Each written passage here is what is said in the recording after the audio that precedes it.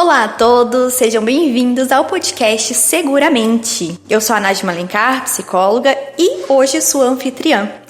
Teremos um episódio muito importante, muito especial hoje aqui. O nosso tema é sobre feminicídio, um assunto muito sério e muito importante porque afeta milhares de mulheres no Brasil e no mundo inteiro. E para nos ajudar com esse tema, nada melhor do que trazer uma especialista aqui. Temos a honra de receber Karen Ellen, delegada, que atua na linha de frente no combate a esse tipo de crime. Karen, querida, seja muito bem-vinda. Que bom receber você aqui mais uma vez. Olá, muito obrigada. Já é a segunda vez que eu interajo com você. De outra vez fizemos um podcast sobre violência doméstica e familiar contra a mulher. E dessa vez viemos falar sobre esse tema, feminicídio. Eu sou delegada de polícia, atuei como delegada de mulheres por muitos anos, mas estou recentemente lotada na minha cidade natal, Juiz de Fora. Lá eu sou delegada plantonista e também atuo numa outra área atualmente que não é como delegada de mulheres. Mas a minha experiência dos anos anteriores me permite falar sobre o tema. Também sou coach, sou analista de perfil comportamental, estudiosa do desenvolvimento humano, membro da Associação Brasileira de Mulheres de Carreiras Jurídicas e também estudiosa de espiritualidade, que eu gosto muito. Ai, que legal. Obrigada por aceitar nosso convite mais uma vez. Que bom estar aqui com você. Tenho certeza que toda a sua história vai contribuir muito para centenas de mulheres que precisam ajudar outras mulheres, inclusive. Então, para começar esse assunto tão importante a ser discutido, vamos entender um pouco mais, Karen, conta pra gente o que é o feminicídio. Então, o feminicídio é um crime, que representa aí a morte de mulheres em razão do sexo feminino. Essa expressão ela foi cunhada na década de 70 do século passado, por volta de 1970. Então, ele foi difundido por uma psicóloga chamada Diana Russell. E o objetivo dela era justamente diferenciar o feminicídio do homicídio, para chamar a atenção do Estado que a morte de mulheres em razão do sexo não é uma morte comum, é uma morte que representa uma violência como um crime de ódio. Então, qual que é a maior diferença entre o feminicídio e o homicídio? Então, o feminicídio, na realidade, é uma espécie de homicídio. Vamos dizer, o homicídio é o gênero e o feminicídio é a espécie. Dentro do artigo 121 do Código Penal, que tipifica o homicídio, nós temos o homicídio simples, que a pena é de 6 a 20 anos, o homicídio qualificado, que são os homicídios em casos mais graves, onde encontra o feminicídio é um homicídio qualificado, e também existe o homicídio privilegiado. Então, no artigo 121, parágrafo 2º, inciso 6º do Código Penal, lá está tipificado o feminicídio. E a gente pode conjugá-lo também com o parágrafo 2º-A do Código Penal, que explica o que é a condição do sexo feminino, porque lá o legislador ele fala sobre essa questão. Eu vou até colocar aqui para a gente dar uma lidinha, para vocês terem conhecimento da literalidade da lei. Então, o feminicídio, assim diz no artigo 121, parágrafo 2º, inciso 6º, que no caso é matar alguém, no caso é o crime cometido contra a mulher, é o homicídio cometido contra a mulher por razões da condição de sexo feminino. Aí mais abaixo, no parágrafo 2º-A, vem o legislador e explica o que é essa condição do sexo feminino. Considera-se que há razões de condição de sexo feminino quando o crime envolve violência doméstica familiar. Então, se o feminicídio ocorre nesse seio, nesse ambiente, ou então fora desse ambiente, mas por menosprezo ou discriminação à condição de mulher, aqueles famosos crimes de ódio. O feminicídio, ele se enquadra nessa categoria. Ótimo. Gente, isso é tão sério, né, Karen? Meu Deus Muito do céu. sério. E o feminicídio, ele passou a ser previsto com essa nomenclatura, né? Não que antes ele não era penalizado, ele era, mas era como homicídio. Agora, essa qualificadora, que é o feminicídio, ela passou a existir a partir de 2015 no Brasil. Muito recente, Muito né? recente. Então, o movimento começou em 1970 e só em 2015 que o Brasil foi adotar, né, essa qualificadora. E é importante consignar também que teve uma lei recentemente, em 2023, no ano passado, a Lei 14.717, que ela passou a prever para os descendentes da vítima do feminicídio, os filhos da vítima, vamos dizer assim, uma pensão que o Estado passa a dar para os filhos dessas mulheres quando a família tem uma renda per capita inferior a 1/4 de salário mínimo. Interessante, entendeu? Que bom que fizeram isso. Para dar uma contrabalançada. Muito importante. Uma atenuada, né? Mas é muito pequeno isso perto da dor da perda de uma mãe, né? De um lar desestruturado por causa dessa mazela social. Sim, com certeza. Bora falar um pouquinho de dados. Conta pra gente o que você consegue compartilhar de algumas estatísticas de feminicídio no Brasil. E se também existem regiões no Brasil onde os índices Os índices são maiores. Sim, então.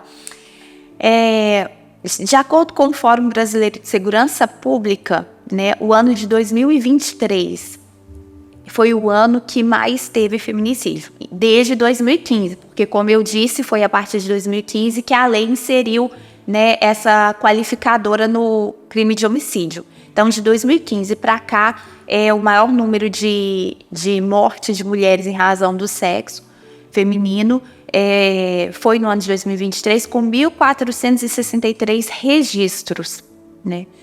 E superou o ano anterior, que até então o recorde tinha sido do ano de 2022. E ao longo desse período que a lei está vigendo, né, de 2015 até atualmente, foram 10.655 casos de mulheres mortas em razão do sexo. Uau! No Brasil. Meu Deus. E existem regiões do Brasil onde isso acontece com mais dados? Eu não sei te informar isso. Certo. Ok. Mas certamente há, né? Sim. Estou até pensando aqui em algumas por causa da cultura do patriarcado, mas eu não vou falar porque eu não cheguei a analisar. Combinadas. E agora vamos falar um pouquinho sobre possíveis causas que levam ao feminicídio. Existem fatores socioeconômicos e culturais, que vai pegar um pouco do gancho de que você acabou de falar, né? Que contribui para esse tipo de crime? Sim, existem. Bom, a gente pode dizer em linhas gerais que o principal fator é a cultura do patriarcado, que é o domínio, né, nos espaços públicos, políticos, que o homem exerce em relação à mulher ocupar esses espaços. Desigualdade de gênero, né, discriminação em razão dessa cultura machista. Só que, indo um pouco mais a fundo, o que a gente observa, né? Como que foi construída essa narrativa? A gente observa o seguinte, por exemplo, na antiguidade grega, existia o mito de Pandora. Pandora foi uma mulher que, ao abrir a sua caixa, disseminou o mal pelo mundo. Depois veio a cultura cristã, que imputou a Eva, né, o fato de o pecado ter adentrado na sociedade porque ela foi tentada e não resistiu a comer o fruto da árvore proibida.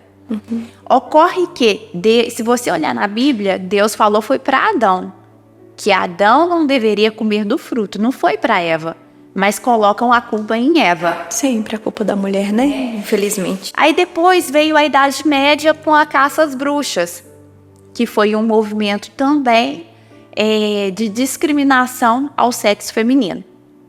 Então, no caso do Brasil específico, nós herdamos isso da colonização europeia, mais especificamente da colonização portuguesa, né, que trouxe todo esse ranço para nós.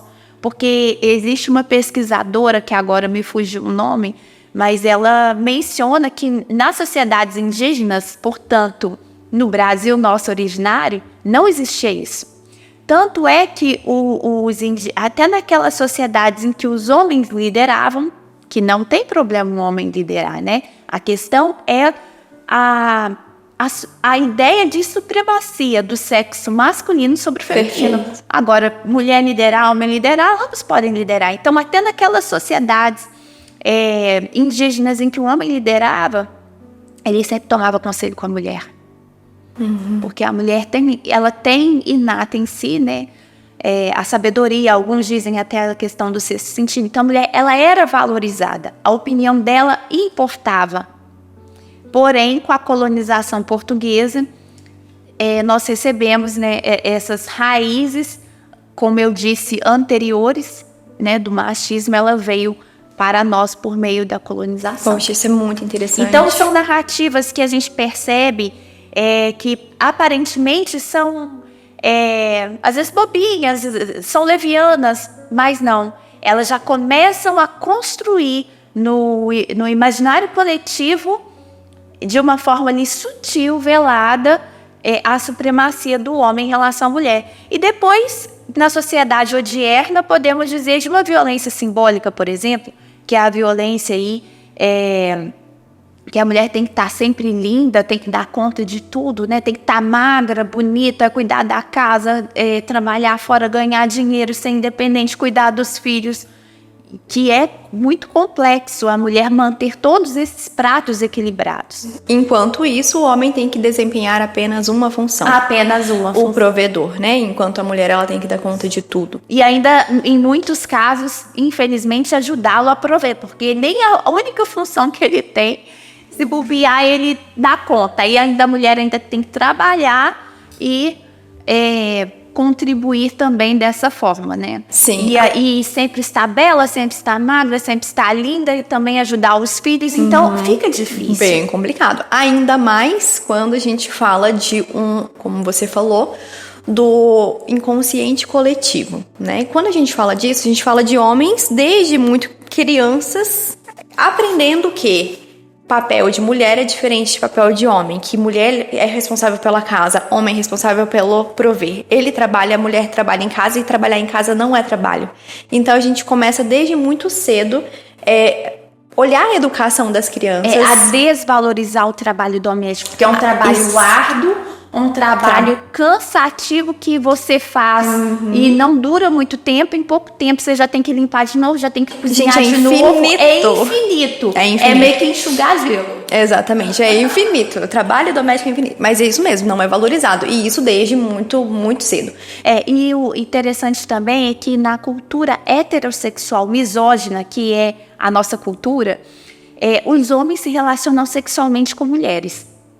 Mas eles aplaudem, eles ovacionam os outros homens. Entendeu? Em relação, assim, à posição, à inspiração. Eles se inspiram em outros homens. Eles não se inspiram nas mulheres. Não. E aí vem o quê? A objetificação da mulher. Perfeito. Onde ela é vista como objeto. Só para procriar. Exatamente. A mulher como outra troféu, da prazer, né? Também. Isso. A mulher troféu é onde o homem coloca ela. Geralmente, os perfis narcisistas, eles têm muito essa característica de procurar a mulher troféu para colocar do lado. E isso é bem, bem, bem interessante, muito comum de acontecer. E, enfim, então a mulher, ela acaba socialmente falando no inconsciente coletivo, mais uma vez, como se ela não fosse inteligente o suficiente ou boa o bastante, que os homens, eles sempre têm mais inteligência ou mais cultura ou mais, e isso tudo foi daquilo que a gente aprendeu, ouviu e vivenciou por muito tempo, ou seja, um mundo totalmente machista, né, onde a mulher, ela fica à esquerda, né, a mulher, ela fica depois, ela não tem tudo isso desenvolvido. E, gente, e a maior mentira da vida, né? Porque quando você olha em si o papel da mulher, o que ela faz, quem é uma mulher, é o maior poder que alguém poderia ter, né? Pois é, a mulher, ela dá de gerar, de dar a vida. E ela também, né, dá conta de tantos papéis, porque ela é cobrada disso, ela se esforça, ela dá conta e ela ainda, às vezes, ajuda o homem a desempenhar o dele, que é no caso de provedor, às vezes até de protetor também. A mulher que, às vezes, ocupa o papel de proteção ali do filho, do lar, da prole. de presença também, porque quantas vezes, na maioria das vezes, a gente percebe que os relacionamentos que não dão certo, que são decorrentes de um lar desestruturado, muitas vezes o homem abandona, arranja outra família. E quem que está ali presente? É papel do homem ser presente na vida da família também, mas quem fica presente na maioria dos casos, com as crianças para cuidar, é a mulher. Uhum. E tem o ditado que fala, né? Mãe, você só tem uma. Pai, infelizmente não. Porque, inclusive, existe muito abandono, né? Infelizmente isso acontece, muito abandono. Então, o casal tá junto, fala, não quero, não queria engravidar, a culpa é sua, não vou assumir essa criança. E ele some, né? Ele desaparece e toda a responsabilidade fica da mulher. Então, gente, é muito importante a gente olhar o tanto de papel que a gente desempenha, o tanto de coisa que a gente dá conta, o quanto peso a gente carrega, inclusive, né? Porque a gente tem muito homem irresponsável e isso é uma coisa muito séria. E as mulheres, elas precisam também conseguir educar os homens enquanto eles são crianças, porque eles são seus filhos. Fundamental. Porque você não tem poder de educar homens adultos, afinal de contas, não é seu papel enquanto mulher ser reabilitação de homem doido. Reabilitação de homem doido. E falando nisso, querida Karen, no seu ponto de vista, a gente tá falando aqui de fatores psicológicos, né? Mas no seu ponto de vista, como os fatores psicológicos e emocionais, eles podem influenciar os agressores? Então, o que eu penso? Eu vejo que a causa de tudo está num lar desestruturado. Das mazelas sociais, não apenas em relação a essa questão criminológica em relação ao sexo feminino, mas isso deságua na área da saúde, na segurança pública, né? Na economia também. Então, um lar desestruturado, uma família ali que não é sólida, ela impacta toda a sociedade. Por isso que se diz que a família é a célula, né, da sociedade, é a base ali. E o que eu percebo, né? Os homens, muitas vezes, eles não são desafiados e também muitas vezes não provêm seus lares. Com isso, eles desvalorizam as mulheres e as mulheres desvalorizadas não conseguem também desempenhar um bom papel ali materno, onde as crianças ficam relegadas, né, a segundo plano. E eu não digo necessariamente, gente, desestrutura, que você vê assim, o casal não deu certo, rompeu. Não, às vezes a desestrutura está num lar onde eles estão juntos, ou onde tem também poder econômico, que não está necessariamente ligado ao poder econômico. Sim. Né? Mas é uma harmonia do lar necessária para o desenvolvimento saudável da criança. Isso. Então, essas crianças muitas vezes ficam relegadas a segundo plano, a serem educadas pelas escolas, em menos casos pelas igrejas, porque a escola toda criança estuda, agora a igreja nem toda criança frequenta, mas alguns casos também são relegadas aos cuidados da igreja, em termos de educação. E aí vem o vazio emocional, porque a criança ela precisa sentir a presença ali do pai, da mãe, a criança precisa de limites. E muitas vezes, e nesse contexto que a gente está dizendo, muitas vezes há recompensas erradas para a criança, o pai e a mãe não querem dar a presença, não podem dar, estão muito ocupados, e coloca a criança para assistir um celular, coloca a criança, né, permite que a criança faça tudo e depois dão recompensas erradas. E aí crescem, viram crianças que começam a praticar bullying contra outras crianças, que quando na fase adulta já viram um assédio moral, porque o assédio moral nada mais é que o bullying das crianças, só que na faixa adulta. E aquele vazio existencial elas querem suprir já na fase adulta de uma forma que não vão suprir, né? Mas assim, acham que é o dinheiro que vai trazer o poder para elas. Muitas vezes se envolvem no tráfico de drogas, na prostituição, né? Na dependência emocional, de um relacionamento, vamos pegar o caso aqui que o tema é feminicídio, a mulher coloca o homem no centro da sua vida. A mulher começa a colocar o homem, né, como assim, a endeusá-lo praticamente. E com isso, ela começa a se submeter a tudo quanto é tipo de manipulação. Por quê? Porque a carência emocional dela anteriormente foi tamanha que ela supre de forma errada, né, aquele vazio. E o único que pode suprir o nosso vazio existencial é Deus. E Ele deixou para nós como recursos a medicina, os psicólogos, os coaches, os terapeutas, os remédios que vêm da natureza. Então nós, eu digo nós porque eu sou coach também, e você é coach psicóloga. Nós temos instrumentos, ferramentas, conhecimentos que podemos trazer à consciência do indivíduo a origem dessa disfunção comportamental e trabalhar nele a gestão das emoções. Perfeito. Para que ele possa, de algum modo, se equilibrar e ter uma temperança em relação a aquelas faltas, né, que ele teve, que na psicologia se fala até da nossa criança ferida, né? São adultos que têm uma criança interna que está ferida. Perfeito, que são os traumas, né? Que são os traumas. Então, esses fatos, você perguntou como os fatores emocionais e psicológicos influenciam os agressores, é dessa forma. E aí eles se reproduzem. Então, o que acontece? Nós somos vítimas de outras vítimas. É isso aí. Né? Nós somos vítimas dos nossos pais, que foram vítimas dos nossos avós, e assim sucessivamente em relação à nossa ascendência. Isso aí. Nós temos que romper com esse padrão comportamental, né, por meio desses recursos que eu disse que temos, e poder aí, através do autoconhecimento, da espiritualidade, do desenvolvimento humano, dar uma mitigada nesses traumas para a gente não transmitir isso para as próximas gerações. É isso mesmo, perfeito. Muito bom. Para complementar, eu diria assim, sobre essa pergunta, né, se você colocou ela de uma forma muito completa, perfeito. Quando a gente fala dos fatores psicológicos e emocionais que influenciam os agressores, eu colocaria junto isso que influencia os agressores e as vítimas. As vítimas dentro dessa dependência emocional muito séria e muito forte. Tanto é que hoje, né, o meu papel é ajudar mulheres a se livrarem da dependência emocional como prevenção de relacionamento abusivo, porque isso é algo muito sério.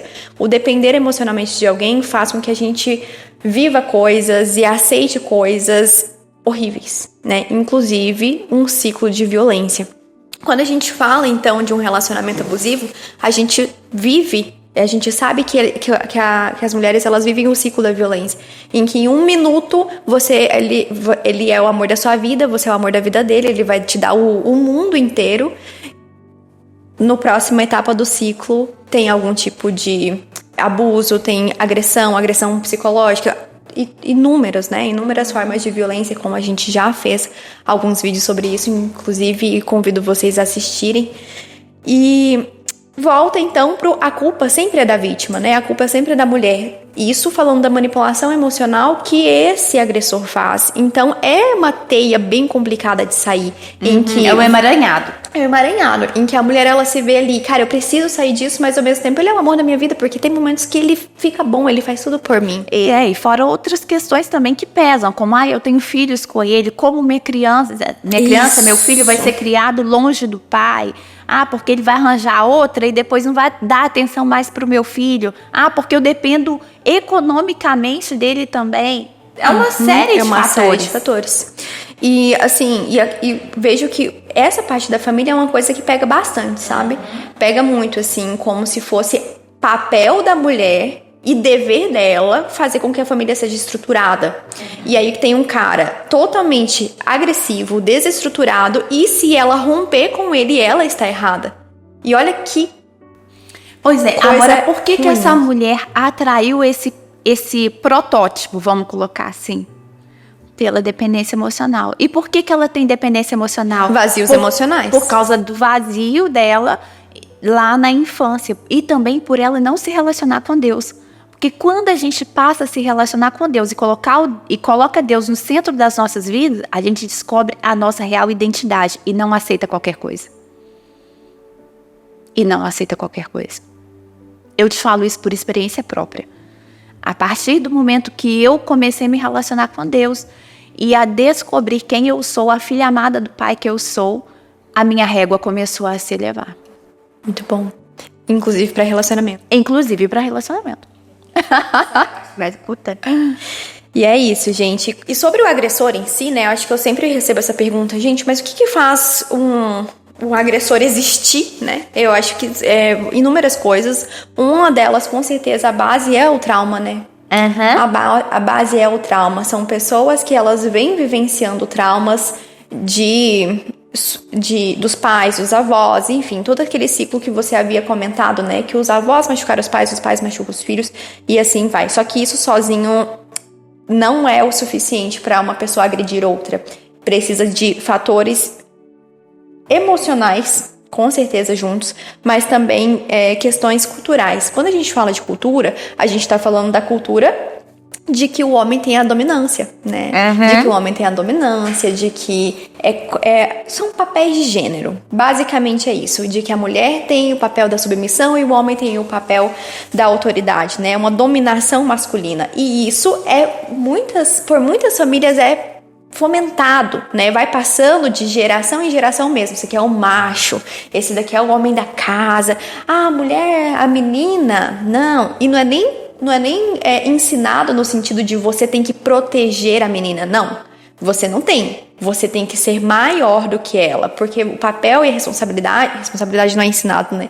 Mas o papel é teu, de ser machão. E você tem que fazer com que a casa ande do jeito que você quer. Mulher não tem que querer. Mulher não tem que falar. E imagina isso se passando, né, de geração em geração, enfim. E aí a gente junta com trauma, cultura e transtorno de personalidade. Gente, porque uma pessoa que ela se sente na capacidade de agredir uma mulher ou qualquer outra pessoa, mas agredir uma mulher que você diz que ama, né? Afinal de contas, você começou o relacionamento por amor. Que você diz que ama, você tem coragem de agredir. Isso é um transtorno de personalidade, que a gente chama de transtorno de personalidade antissocial, conhecido então como a psicopatia. Sim, desestruturar o ambiente que em tese é o mais seguro para nós. Como é que uma pessoa desestrutura um ambiente que é mais seguro para nós, que é a nossa casa, o nosso lar, a nossa família? Ali tem que ser o lugar onde a gente se refugia de todas as questões externas, né, como trabalho, sociedade, etc., que nos assolam. Já basta o que a gente vive lá fora. Você chega em casa, ainda tem problemas. Imagina. Que os maiores problemas, inclusive, são dentro de casa. Então, as mulheres, muitas vezes, tentam se refugiar na rua, né? Mas, às vezes, não tem...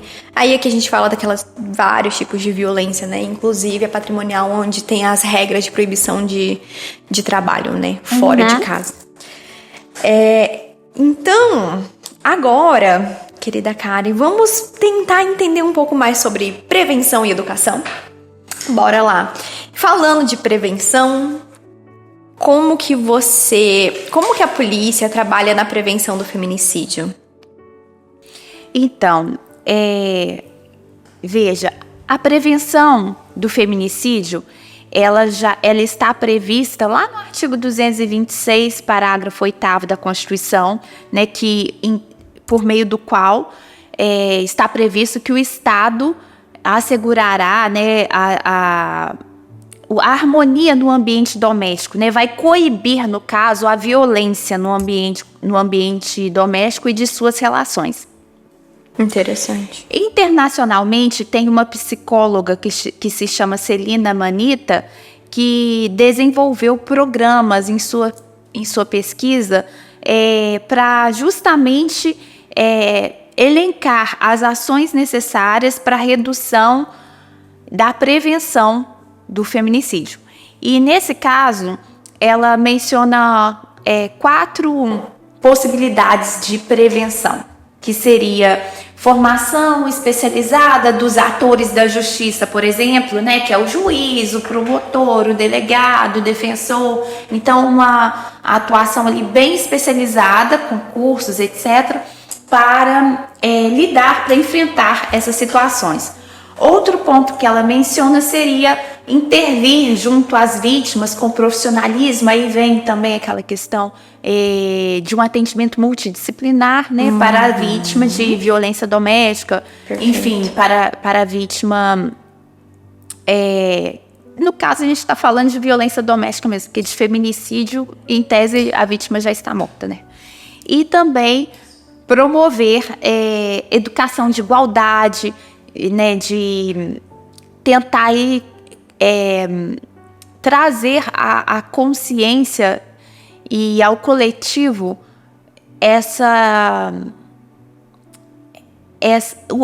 o equilíbrio.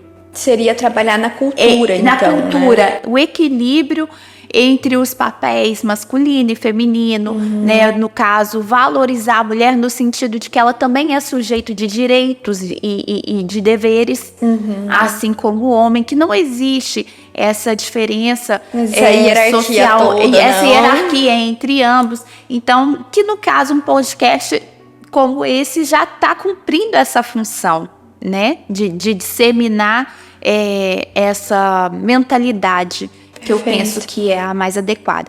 E, por fim, o que eu acho mais interessante que ela fala nas ações necessárias de prevenção ao feminicídio seria intervir junto aos perpetradores de violência conjugal. O que seria isso? Que seria, no caso, intervir junto aos homens, junto aos companheiros, junto aos namorados. E aí vem uma crítica de um modo geral. Pois é, eu também. E sobre esse ponto eu queria destrinchar um pouquinho. Legal. Vem uma crítica de um modo geral de que, mas se vai investir, vamos supor, numa espécie de reabilitação desse sujeito, mas o dinheiro, os recursos que seriam destinados à vítima vão deixar de ser destinados à vítima porque agora vai ter que cuidar também do homem? Sim, tem que cuidar do homem também. Sim, porque é o casal, é o homem e a mulher. Vai ter uma sociedade disfuncional onde as mulheres são reabilitadas, todos os recursos vão para as mulheres e os homens vão ficar continuam no mesmo ciclo. Continuam agressores e abusadores, eles só trocam a vítima. Exatamente. Ainda que eventualmente, né, que a pessoa fique com uma certa raiva e queira assim, não, mas tem que ser só para a mulher que foi vítima, queira que os recursos vão só para ela, mas nem que seja por inteligência, que não seja por humanidade, com um olhar de benevolência para aquele sujeito, que ele também, como nós falamos, é vítima de outras vítimas, não é só a mulher, né, mas ele também. Então, se não for por um olhar de misericórdia, vamos colocar assim, que seja por inteligência. Porque senão vai ter um monte de mulher reabilitada, melhorada, né, transformada, e os homens vão ficando à deriva. Que eu acho que sim, né?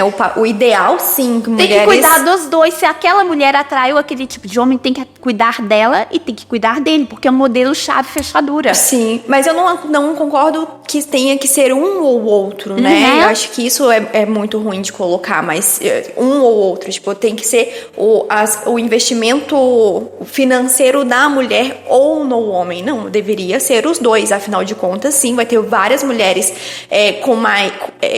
curadas, né? Mulheres curadas que não aceitam mais esse tipo de relacionamentos, mulheres que conseguiram se transformar, mas tem que lembrar que esse homem realmente ele precisa de uma reabilitação, porque ele vai fazer novas vítimas. E aí o ciclo infinito do feminicídio fica aqui.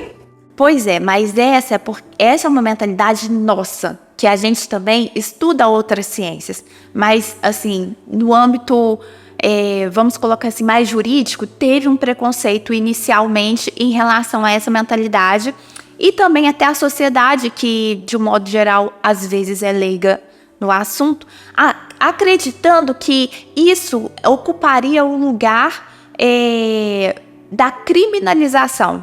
Tipo assim, nós vamos reabilitá-lo e ele está desculpado do crime que cometeu. Não, são coisas diferentes. Ele vai sim responder criminalmente. Não é uma desculpabilização, como talvez num primeiro momento esses profissionais ou essas pessoas ou a sociedade pensaram, né, no momento. Mas é sim a culpabilização mais a reabilitação. E nesse sentido vem a Lei Maria da Penha no artigo 22, incisos 6 e 7. Vou até ler aqui o inciso 6, que diz o seguinte: medidas protetivas que obrigam o agressor, no caso inciso 6, comparecimento do agressor a programas de recuperação e reeducação.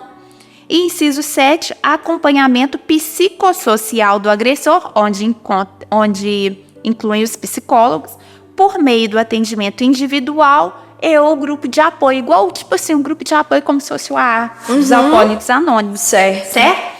E aí, o que eu te falo sobre a minha experiência prática em relação a isso? Ótimo. Eu conversei com o juiz da comarca anterior, onde eu trabalhei como delegada de mulheres, sobre essa questão.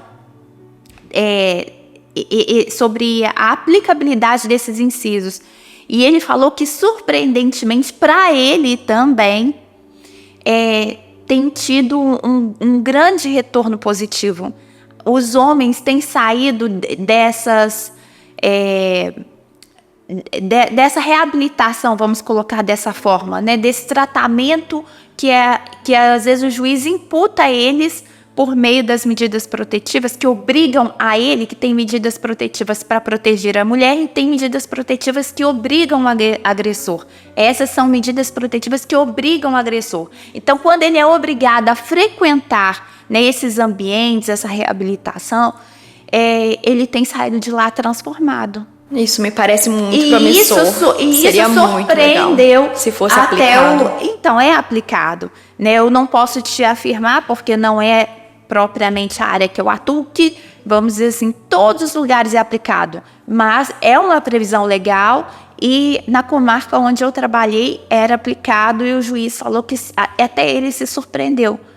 Com o retorno positivo. Tá vendo como é que tudo perpassa pela educação? Sim, não né? tem pelo como. Desenvolvimento humano. Com certeza. Tem que dar atenção a isso, né? Tem que dar a oportunidade de a pessoa acertar. Isso. Não é só é crime, responde pela lei e pronto. Não, a pessoa não vai melhorar se ela não tiver consciência de onde ela está errando, por que ela está errando, por que ela é assim. E aqui a gente começa a falar sobre como apenas a punição ela não funciona. E aqui a gente entra em assuntos muito polêmicos como esse, por exemplo. Mas a punição por si só ela não funciona. Não funciona. Quantos casos a gente já viu de pessoas que foram presas, passaram pelo sistema de punição, porém saíram piores, porque estavam juntos com muitos mentores que mais ensinaram eles a cometerem mais crimes do que passar por um processo de autoavaliação mesmo. Então precisa sim, eu concordo muito com isso, que de recursos de psicoterapia, de terapia em grupo, de desenvolvimento pessoal, de educação, para que as pessoas, de modo geral, elas possam, além de passar pela punição, porque eu acho que tem que passar pela punição, obviamente, já que passou por um crime, cometeu um crime, ela precisa desse tipo de reabilitação, entre aspas, porque senão, mais uma vez, o ciclo se repete e ainda pior. Tem que cuidar das duas partes da mesma moeda. No caso, é a vítima e o agressor. Isso, da mesma moeda. Da mesma moeda. Falando nisso, vamos para compreender quais são as medidas preventivas que a gente consegue adotar. Então, como delegada, eu diria o que já é clichê para nós, né? No caso, registrar o boletim de ocorrência, solicitar medidas protetivas de urgência, né? Acionar todo o sistema ali de justiça criminal, que no caso perpassar pelo delegado de polícia, pelo promotor, pelo juiz, né?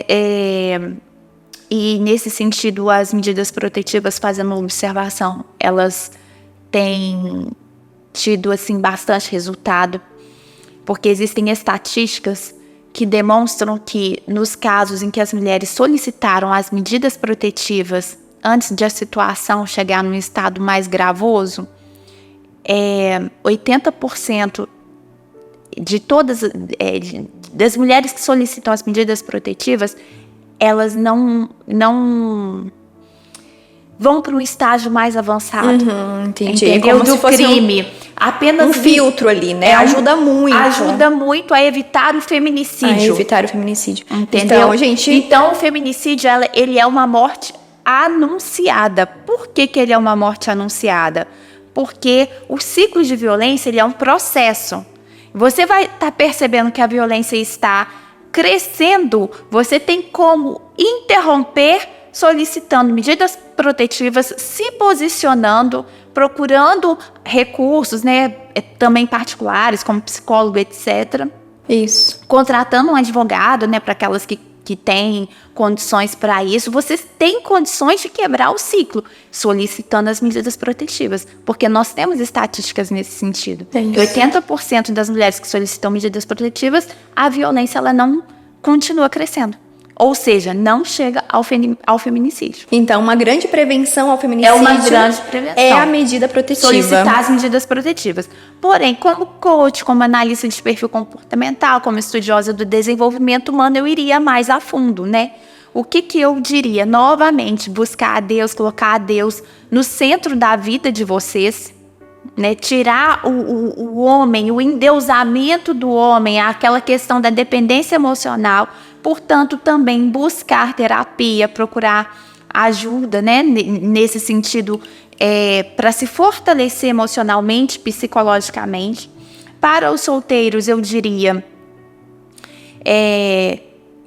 para cumprirem, assim, com calma, o processo de conhecer uma outra pessoa. Sim! Ou seja, pelo amor namorar, de Deus, eu tenho assim, ó, noivar vários. e casar. Eu Nájima, nos meus atendimentos individuais das vítimas de violência doméstica, assim, a maioria que eu perguntava era caso que estava conhecendo há poucos dias ou há poucos meses já juntava. Entendi. Não tinha aquele processo do conhecer, namoro, noivado, casamento.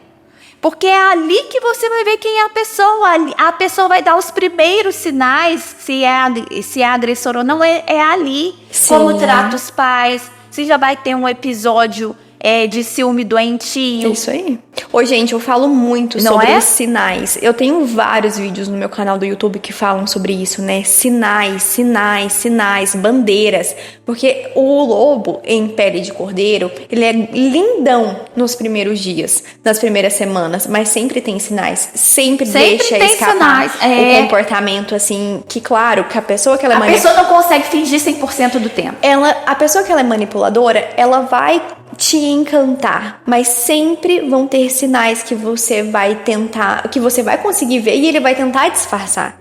Isso acontece, né? Então, os sinais, eles são muito importantes. E para além das questões jurídicas, que no caso envolvem, né, por exemplo, pensão, divórcio, guarda, partilha, solicitação de medida protetiva, representação criminal, para além dessas medidas jurídicas, para os casos, né, que já estão mais avançados, temos também o que falamos há pouco tempo, que é o atendimento multidisciplinar da vítima, né, por meio do qual é feita uma análise de risco daquela vítima, a proteção daquela vítima, né, para ela conseguir romper o ciclo e a proteção por meio do quê? Por meio das suas vulnerabilidades, que são tratadas no atendimento multidisciplinar, que a análise ali da equipe vai perceber que ferramentas internas a vítima tem para conseguir se proteger, se fortalecer, se empoderar para romper o ciclo. Entendeu? E aí, nesse atendimento multidisciplinar, é onde temos a escuta qualificada, a mediação e instrumentos específicos, como os psicólogos. É isso aí, muito bom. Muito bom, já sabemos como funciona, né? E agora eu quero falar com você um assunto que acabou de aparecer, que são sinais, alertas e sinais, né? Então, como que a gente poderia colocar aqui, Karen, quais são os sinais que antecedem ao feminicídio, né? Quais são os sinais que geralmente o agressor deixa escapar, que é o que a gente estava falando agora? Sim. O que acontece? Tem aquela psicóloga norte-americana, a Lenore Walker, que ela trabalha todo o ciclo de violência, como ele ocorre, né? Que são 3 fases. É a fase de aumento de tensão, é a fase da violência em si, e ao final é a fase da lua de mel, que é o arrependimento e o comportamento carinhoso do agressor. Para quem quiser saber um pouquinho melhor sobre esse tema, nós temos um vídeo juntas em que nós mencionamos sobre o ciclo de violência. Especificamente na parte em que ocorre a violência em si, quando essa violência ela já parte para a agressão física, ali já é um prenúncio de feminicídio. Porque a violência ela começa de uma forma, às vezes sutil, subreptícia, manipulativa, velada. E às vezes também, vamos dizer assim, ameaças. Mas quando parte para a violência física, que é a gradação da violência, ali já é um prenúncio. Então, nesse momento em que ocorre a agressão física, e vamos colocar que a vítima queira se separar do agressor, daí nós temos que começar a observar com mais cuidado ainda os sinais identificadores de um possível feminicídio. Quando a mulher toma a atitude de se separar do sujeito. Nós temos que ficar alertas para isso. Porque o primeiro sinal do sujeito é o monitoramento da vítima. A mulher separou, ele começa a querer saber onde ela foi, com quem que ela está andando, por que ela está chegando do trabalho tal horário, a persegui-la no trabalho. Muitas vezes ele começa até a cometer o crime de stalking, que é o crime de perseguição. Aí o segundo sinal vem por meio da infâmia da imagem da vítima, que é denegri-la nas redes sociais e também para os amigos, para aquele círculo íntimo da mulher. Aí o terceiro sinal já são as ameaças contra a mulher, que no caso é a ameaça de expor a imagem dela, que vamos supor que tenha fotos íntimas, de jogar as fotos íntimas nas redes sociais, que é porn revenge, né? De ameaça de lesão corporal para ela, para os familiares, para os amigos dela, ameaça de injuriá-la, de difamá-la, ameaças de todos os tipos. E no que eu acompanho, uma ameaça muito comum também é a ameaça de tirar a própria vida. Então, se você me deixar, eu vou também me matar. Também tem isso, é verdade. Então, isso é uma manipulação que faz com que a mulher ela se sinta muito culpada. Afinal de contas, estamos falando do ciclo de violência, né? Em que a culpa sempre é da mulher, entre aspas. E aí... Desculpa, pode continuar. E isso faz com que a mulher que se sente culpada, ela vai fazer de tudo para evitar qualquer coisa, né? Evitar com que aquela situação de fato aconteça. Então, essa também é uma forma de manipulação que se enquadra nisso dentro desse terceiro sinal, que é da ameaça. E nessa fase da ameaça, provavelmente a mulher já registrou vários BOs, entendeu? E o sujeito já deve ter até passagem de crime de violência contra a mulher em relação a outros relacionamentos. E por fim, o quarto sinal já é a concretização dessas ameaças, que no caso se tornam, né, efetivas.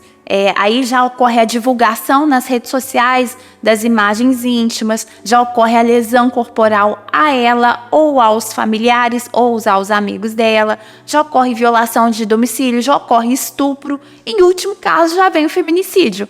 Então vocês estão percebendo que é gradativo e que dá para interromper o ciclo? É isso que é importante chamar a atenção do público. Isso mesmo. Porque as mulheres que estão assistindo, que perceberem esses sinais, elas têm a possibilidade de procurar o sistema de segurança pública para interromper esse ciclo a tempo.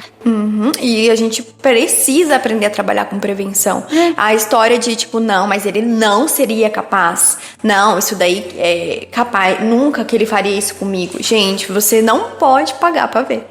Você não pode esperar para ver. Afinal de contas, se você está tão acreditada assim que ele não teria essa coragem, você precisa de fato abrir os olhos, olhar emocionalmente aquilo que você está se segurando, ao que você está se amarrando. Provavelmente é o ideal de uma pessoa e não a pessoa que você de fato está se relacionando. Então, sim, pode acontecer com você, assim como acontece com milhares de mulheres todos os anos, né? Então, vamos aprender a trabalhar com prevenção. Sim. E, gente, agora eu vou perguntar pra Karen aqui se ela tem um caso marcante em sua história que você possa compartilhar conosco. Então, eu gostaria de aproveitar o momento como forma assim de homenagem e honra, né? A gente traz o caso da Maria da Penha. Por que o caso da Maria da Penha? Porque ela foi vítima de 2 tentativas de feminicídio, né? Para quem não conhece a história dela, ela foi uma farmacêutica e ela já fazia mestrado na universidade quando conheceu o marido dela, que era um colombiano e estudava economia. E aí eles se casaram, tiveram, salvo engano, 3 filhas. Eu sei que com o nascimento da 3ª filha, concomitantemente ele conseguiu a cidadania brasileira e a partir daí começaram os atos de violência, sabe, contra ela. E dentre esses atos de violência, teve 2 tentativas de feminicídio. Uma, ele deu um tiro nas costas dela, que ela ficou paraplégica. E a outra tentativa foi enquanto ela tomava banho, ele tentou eletrocutá-la.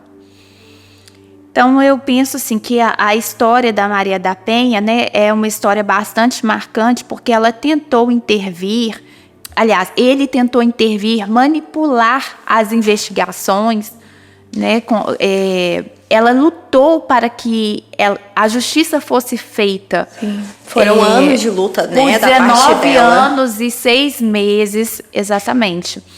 E, assim, o Brasil não se posicionava. Foi necessário ela levar o caso ao conhecimento da Comissão Interamericana de Direitos Humanos para apoiá-la. E eu sei que depois de muitos anos, essa comissão acabou penalizando o Brasil e determinou que, além do processamento do caso da Maria da Penha, que deveria ser finalizado, porque ele foi condenado 2 vezes ao longo do processo inicialmente e saiu sem cumprir a pena. Então, a partir do momento que a Comissão Interamericana de Direitos Humanos se intrometeu e o Brasil foi compelido a finalizar o processo dela, a aplicar uma pena adequada, dentre outras recomendações ou penalidades que a comissão impôs ao Brasil, foi também a criação de uma lei que guarnecesse as mulheres. Uhum. Entendeu? Porque no Brasil até então não tinha. Foi onde surgiu a Lei 11.340 de 2006, que recebeu o nome de Lei Maria da Penha. Ela é um grande símbolo de proteção das mulheres, né? Se não fosse a luta que ela teve por quase 20 anos, isso falando só do tempo de justiça, né? Fora os anos de agressão e violência, os anos anteriores, né? Toda a história dela, então acho muito legal você trazer ela como uma parte de honra, né? Porque realmente ela é um grande símbolo de várias mulheres que hoje podem se defender, foi através da história dela. Então realmente é uma história muito triste, mas que teve um final também de um proteção. exemplo de revitimização, né? Porque como ela foi aquela que desbravou, ela abriu caminho para nós hoje, né? Então, ela foi muito revitimizada pelo sistema de justiça criminal. Sim. Ela teve que bater na porta de organismos internacionais para fazer valer o seu direito enquanto ser humano, né? De ser tutelada, de ser aí protegida. E então, assim, eu acho o caso dela bem emblemático, até porque, Nájima, na minha opinião pessoal, morrer todo mundo vai. Ah, fui vítima de feminicídio. Tá, mas morreu, tá bom. Agora, tá bom assim, entre aspas, mas é menos pior do que você ficar paraplégica. Porque ficar paraplégico nem todo mundo vai ficar. Entendeu? Então eu vejo dessa forma. Então o caso dela, para mim, é uma história bastante chocante e de superação. E é uma mulher que tem um sorriso lindo, apesar de tudo que passou. Tem um sorriso lindo. Ela conseguiu nos proteger, né, Karen? Essa enfim, foi a missão dela, né? Foi proteger outras mulheres. Exato. Maravilha. Conte pra nós agora. Agora é uma pergunta bem pessoal, né, Karen? Enquanto mulher, enquanto delegada, qual que é o seu maior desejo?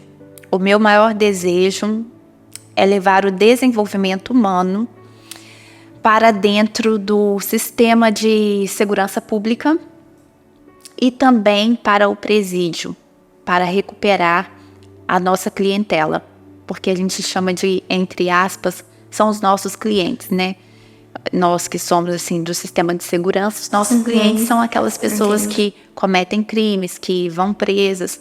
Então, o meu maior desejo é esse. Por quê? Tem uma frase de Nietzsche que diz que quando você olha muito para um abismo, você tem que ter cuidado, que o abismo olha de volta para você. Sim. Então, ali também, né, nesse ambiente que a gente vive, que a gente trabalha, nós que somos da segurança pública, em especial, que estamos ali na linha de frente, a gente olha muito para essas mazelas. E a gente tem que tomar cuidado para que essas mazelas também não olhem muito para a gente. Ou seja, que não nos contaminem, que a gente não se torne embrutecido, que a gente não se torne desumanos. Ótimo. E somente conseguiremos romper com isso, de acordo com o meu pensamento, é com o desenvolvimento pessoal, que é uma área que eu amo, que eu conjugo junto com o meu trabalho, que, assim, é o que me sustenta, é o que me dá força, é o que mantém a minha humanidade, é o que mantém a minha fé. A minha fé em Deus também, né, mas também no ser humano, que é possível recuperar o ser humano. Então, esse é o meu sonho e eu já estou me movimentando para concretizá-lo. Muito bonito, Karen, muito bonito. Que legal, gente. Vocês, o que acharam desse aulão que nós tivemos aqui, dessa conversa sincerona? Conte pra gente. Sincerona. Foi muito bom. Karen, mais uma vez eu quero te agradecer pela sua presença. Você foi incrível, como sempre. Conta pra gente onde que a gente consegue te encontrar, quais são os seus contatos que você gostaria de compartilhar aqui com a gente. Então, recentemente eu criei um Instagram, em breve ele estará mais profissional, mas eu diria que é pelo Instagram mesmo. É @delegada Karen, Karen com K e N de navio ao final. @delegada Karen vai estar aqui na descrição do nosso vídeo, do nosso podcast. E mais uma vez, querida, muito obrigada. Foi uma satisfação estar aqui com você e vamos salvar vidas. Amém. Obrigada pela oportunidade de poder contribuir, de poder difundir aí os conhecimentos. Linda, maravilhosa. Um beijo e até o próximo episódio. Até.